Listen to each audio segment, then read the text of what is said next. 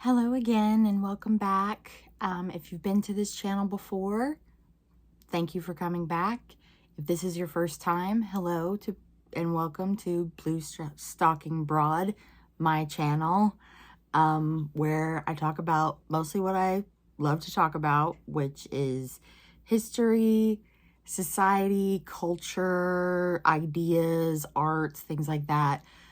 Blue Stocking salons were a place where people could share ideas and entertain each other. So, writing on the back of my new tarot kind of string of videos, I thought I would bring in a little bit of what I love with tarot reading, which is something I'm fascinated by and love to do. Bring them together to kind of help understand the cards, like if you're learning yourself or you know a little bit but like still maybe afraid to like read for other people or read an array of cards. This is to kind of help. So this is educational and entertaining. So this is a way to kind of help you maybe understand your cards and maybe flesh out your practice or kind of add to the vocabulary and interpretations you may already have for the cards. So I will not be doing tarot in like a fortune-telling aspect or a predictive aspect. I normally don't read cards that way. So, but some people do, and that is their prerogative. I like to read mostly in a form of like self-development or guidance or clarity to give you a perspective on how to maneuver about your life. Things can come across as like, oh, hey, be mindful of this. This could happen if X, Y, and Z comes to fruition. So it's kind of just a holistic way of like looking at all different perspectives of your situation. And those are the kinds of readings I like to do because those can help you in real life. So I thought with that, I would talk about historical people, pop culture icons, even book series, movie series, to kind of highlight how the tarot cards could help inform you on how to interpret and narrate for a fuller narrative, basically.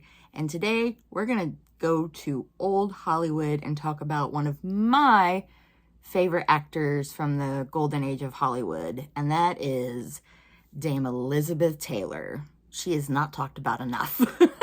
I love her so much. So, Dame Elizabeth Taylor was born on February 27th, 1932. So, Pisces, which kind of makes sense given her life. So, what I'm going to do is pull cards and talk about them and how they relate to her life in order to kind of help us build a picture. So here we go.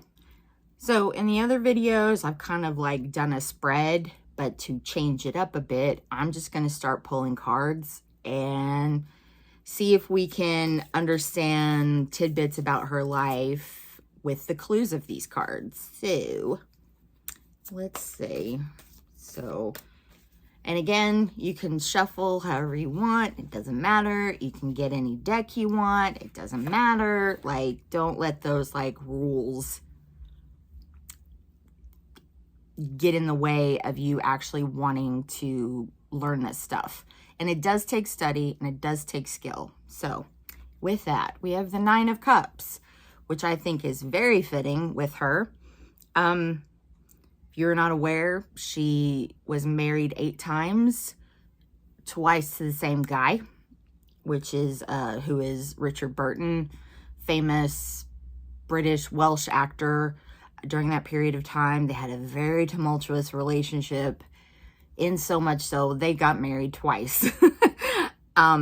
So she's had plenty of husbands, plenty of marriages, and a couple of kids in between there. But she is someone who had the world at her disposal. Her father was an art dealer. She had dual citizenship between America and Britain. So she kind of lived a life of privilege and luxury, so much so that she was able to become a child star through this. She did a couple of ones when she was like really young, but her most famous one was National Velvet. It involves a horse. I've never seen it, but Nine of Cups is kind of considered the wish card. So wish upon a star, you can get anything you want, but you know, there might be some caveats, but what you want can be at your disposal. You just kind of have to go for it. So her living in this sort of dreamlike fantasy of movies and arts and things, yeah, makes sense. All right, so I'm not like cutting and, you know, doing all that. I'm just going to pull 3 cards and discuss. Okay, so I have 3 of Swords, 4 of Wands, and 8 of Wands. Okay. So just from these cards, the 3 of Swords would indicate heartbreak or grief, especially the fact that you could, if this card comes out in a deck for you, it could mean that you're still trying to work through some hurt from a previous relationship. It usually does indicate some sort of breakup or some sort of trauma from somebody close to you, that you developed a close relationship, but it can mostly denote breakups and grief. And her grief, one source of her grief was one of her marriages to Mike Todd. I think it's marriage 5 or 6. I don't know. But he died in a plane crash in 1958. And it was very tragic. She had a hard time getting over it, mourned immensely through that.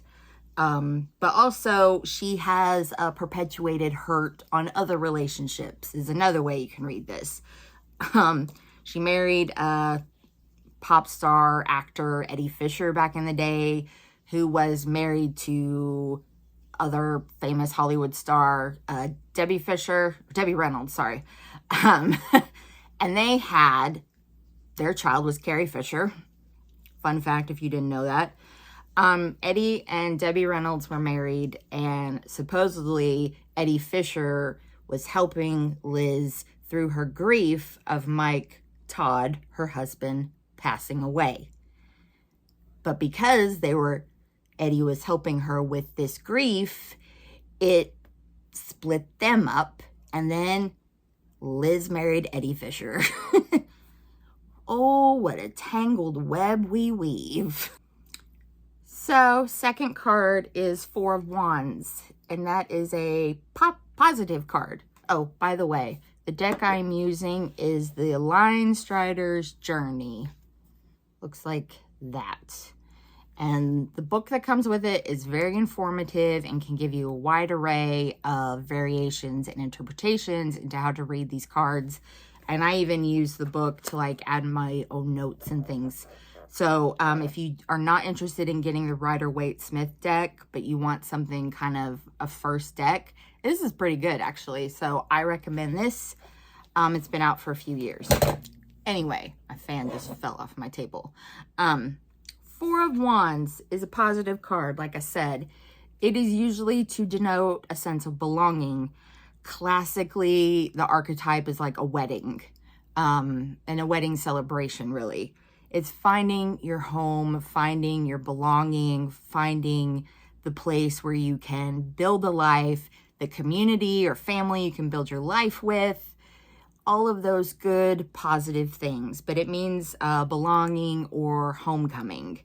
And how I would read this is through Liz's marriages, through her movies, through her relationships, even her humanitarian work and friendships, she was able to find, she was a home for a lot of these people, firstly. And with that, her receptiveness to them, they were able to foster these great relationships with her, which we'll get into.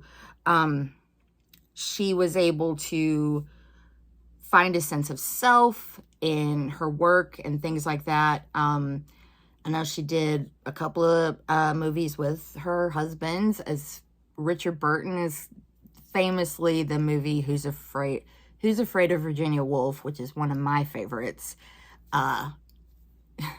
really kind of encapsulates the ups and downs of their marriage. Possibly. It could give us a window into their tumultuous marriages. Actually, I just Googled, Burton and Liz Taylor did 11 films together total. The tragedy-filled Cleopatra, if you've ever seen it, it's a 4-hour-long endeavor. And if you really want to watch it for her. Watch it for the clothes. Watch it for the kind of majesty that she brings. Like, when Liz is on screen, you can't help but notice her. That is part of her magic. And if you want to see a bit of that magic, you can watch Cleopatra. But otherwise, it is not historically correct, and all the rest is boring. But it was an expensive endeavor. So, you know, for her illustrious long career, there were not always successes. But yes, she did those movies with him, and she just did a lot. She really found her chameleon-like way, like her Pisces way of being able to really weave in and out of like different roles and different styles of movies. Unfortunately, I don't think a lot of directors knew how to cast her, to be fair, because I think she could have done many great things, but she already did. She did many. And I wanted to expand on this, so I pulled another card to kind of talk about it, and I have the Three of Cups here. Three of Cups is celebrations. It's getting together with friends. It's reunions. It's having a grand old time. And this is where I want to stress her friendships. Everybody talks about her husbands, but her friendships were also incredibly important to her. And one in particular was the matinee idol himself, Rock Hudson. They did a movie together, Giant, which is also a great movie. It's got James Dean and Dennis Hopper in it too. Again, it's a huge epic, but actually good and worth it. Like, sit and watch. Even if you have to break it up in parts, sit and watch it. Don't sit and watch Cleopatra though. Anyway, Three of Cups, her friendships. Rock Hudson was in the closet for years. He could not come out of the closet, even though he didn't really hide it. There's an amazing, very insightful documentary on HBO about his life that is very riveting to be. I mean, it's fascinating to me because I love old Hollywood stuff. So I am a fan of the gossip and the celebrity back then.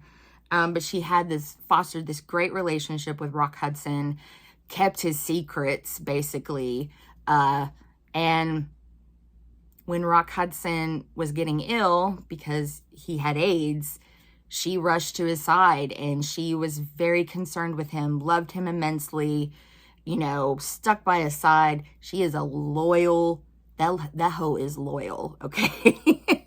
And I don't think she would be mad that I called her a hoe, as long as I said she was loyal. And if you watch the documentary, you'll kind of get a bit of a glimpse of like her attitude and her outlook on life, which I, again, love. Just a ballsy, brash lady who loved living life. And the Three of Cups supports that, but it also can support certain indulgences. She did have a dependence, I will say, on alcohol and prescription pills. As far as we know, I'm using the word dependence, but, you know, I'm not a health practitioner, so that's all I'll say about that. But she did have this proclivity to indulge in being married to Richard Burton, who was like a huge partaker of certain vices. That's why they got married twice, I would imagine. But she definitely had these great relationships with gay men. Montgomery Clift is another gay man from the 50s, matinee idol. He's kind of lesser known because he was younger. James Dean came up around the same time, so sometimes they can be confused, but he's another one that is definitely a queer icon. And she maintained great friendships with all of these guys. So much so that when Rock Hudson passed and she was seeing all of these, you know, celebrity's passing of this tragic disease, illness, she didn't know what to do. So she started an AIDS charity. And she championed this, you know, really stuck to her guns and was like even petitioning Reagan, who was the abhorrent public enemy #1 when it came to addressing the AIDS crisis. She petitioned him. Actually, Rock Hudson was friends with Reagan and Nancy, and they would not help their friend out. So Liz created this organization, this charity, to look into AIDS research and developing vaccines and medicines and things like that. So love you, Queen. Love you. And this, with the final card, kind of backs this up as well with the Eight of Wands. Eight of Wands is kind of a spiritual card in a way, but there's like dual, I mean, you can simply read it as the card of messaging. It is kind of a social media card with influencers and content creators and just getting news, any sort of information. And she was very good about spreading the word of how much, you know, AIDS needs to be looked into, and the LGBT community. She was very much like supporting them. She was a very good icon, even though she was cis, het, and white, to help them out, because it wasn't just about her. She wanted to help these people. They were her friends, her loved ones, and she knew how much the grief struck her, and she just didn't want that for other people. So it was very much in a humanitarian way of spreading the message. And also the fact that she was a sociable person. She could, like, she'd step out, pictures were flying, paparazzi was there. Paparazzi wanted to know who she was married to, who she was dating. She did have a weird friendship with Michael Jackson, now that I'm thinking about it, but sorry, ADHD. So, but she really was able to change topics of conversation with magazine covers, do interviews and things like that. She was very much about getting the word out, but she also kind of made a brand through media with her perfume, her famous perfumes. I think all of our moms and grandmas wore white diamonds at some point in their lives. So she was very much influential in spreading the word, getting her name out, and being this sort of beacon for people with a good cause and with raising awareness, but also just how glamorous she was. And just for fun, I pulled a final card to kind of, you know, add some context. And I have the Knight of Pentacles, which is interesting because out of the Knights, they always move forward, like I've said. But the Knight of Pentacles, or coins, he moves very slow, but very responsibly. He doesn't take his issues lightly. He doesn't take his work lightly. And that very much sums up Liz Taylor's character, I believe. She could be brash and fun and have a drink and be the life of the party, but she also was very wrapped up in causes to help humanity. And in the long run, she really just blazed the trail for a lot of celebrity philanthropists, for better or for worse. But because of her, we would not have gotten where we are at with LGBTQ issues and, like I said, AIDS research and development for new drugs and new therapies and things like that. She really put in the seeds that we still have to continue as a society to ensure that people get taken care of. So I credit her with that. I'm grateful for her and her work. Like, I loved her in, there's a version of Little Women. She plays Amy that she's so good in. Butterfield 8 is a movie that she was in that she actually won an Oscar for. But she didn't like that role so much. She plays a call girl, and like, it's very tropey, kind of predictable kind of thing. She didn't really like it, but she did win an Oscar. Cat on a Hot Tin Roof with Paul Newman. She is sexy. That movie is steamy. So highly recommend those movies. You know, she has plenty to choose from. Giant, for sure, is great. I think it's a modern classic and lots of people need to see it. So anyway, I love old movies, so I will always recommend them. But anyway, I hope you like this video. If you stuck around this long, I'm hoping this helps you if you're studying tarot as well. Like I've said in previous videos, I'm currently, next month, I'm going to teach a tarot class for the first time locally. And I want to kind of get re-engaged with the cards and brush up on my skills and hopefully bring you along on the ride. And maybe you find this entertaining or informational too. But please comment down below for the algorithm, but also comment with somebody that you would like to see their story told through the cards. Like I said, it could be a historical figure or a pop culture figure, books, movies, TV even, to kind of talk about specific characters.